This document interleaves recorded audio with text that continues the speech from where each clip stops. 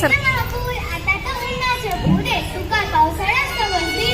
अगं हो हो हो मला माहिती आहे हा उन्हाळाच आहे, पण अगं हा पूर वर्षभर असतो.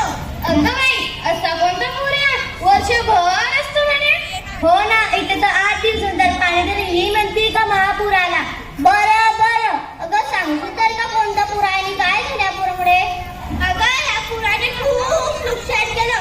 आपल्या सगळ्या जिल्ह्यात सगळं पूर्ण कोण पडलं. अगं आपल्या जिल्ह्यात हायवेमुळे कोसळलं. आमची घरं खूप खरं माती मोड झाले. ही पावेडी चालली कुठेच कुठे. अगं याचा आणि पुराचा काय संबंध? काय सन्मान काय सन्मान.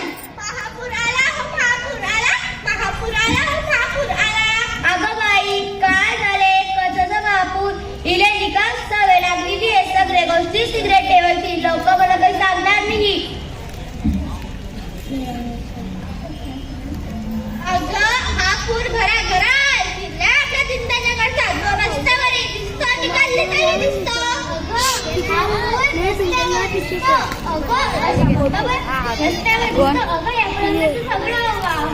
तिने मारी ना. अगं काय होऊन जात आहे?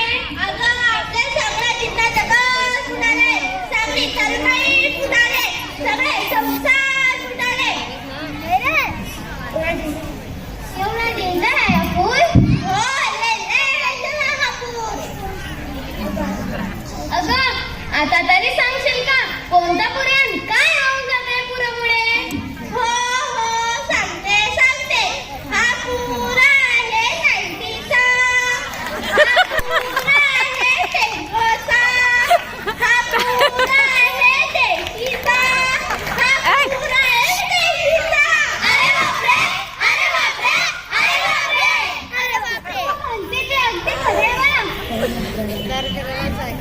खरंच महापूर आहे दारूचा. आपलं सगळं नगरच होऊन जात आहे पुरामुळे. अगं या पुराने पूर्ण जिल्हा नगर राहून गेलं. अगं माझ्या धनी योगी पीछे प्रबोधनाच्या आईशिवाय अंधरात आहे लक्ष्मी या महापुराने तर माझ्या लेकरांनाही वेळ घातलाय. धनी तर होतात ना आता लेकरू यायला शिक्षण सोडलं, काम करीत नाही, नुसतं घरातले पैसे. माझ्या काळजाला किती घर पडता कुणाला सांगू.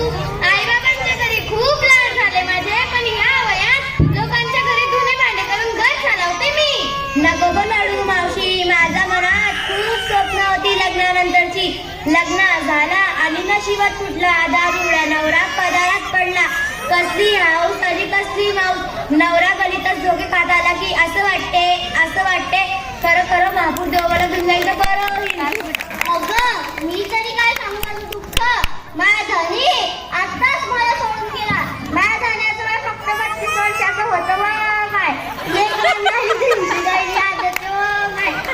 लेकरांना त्यांचा बर्थडे बी नाही केला होता काय. म्हणे मग पप्पा गायला मस्त ते कानात होता माय. आता या लेकरांना मी कशी सांभाळू. नको गं लाडू मावशी, लेकरांना मोकळं होतात बोलूनही मोकळं होतात. आपण कोणाला सांगूही शकत नाही, बोलूही शकत नाही. आता विषय निघाला तर मी सांगते.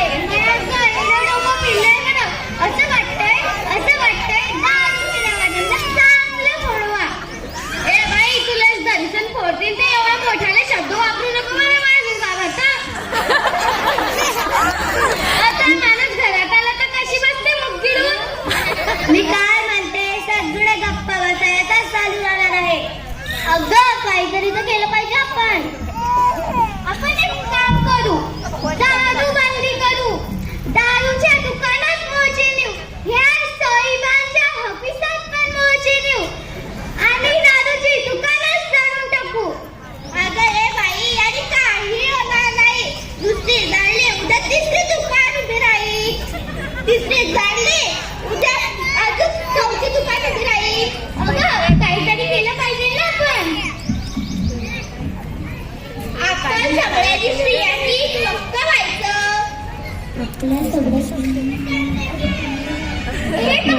मी किती पक्की आहे. उपयोग आहे का त्याचा?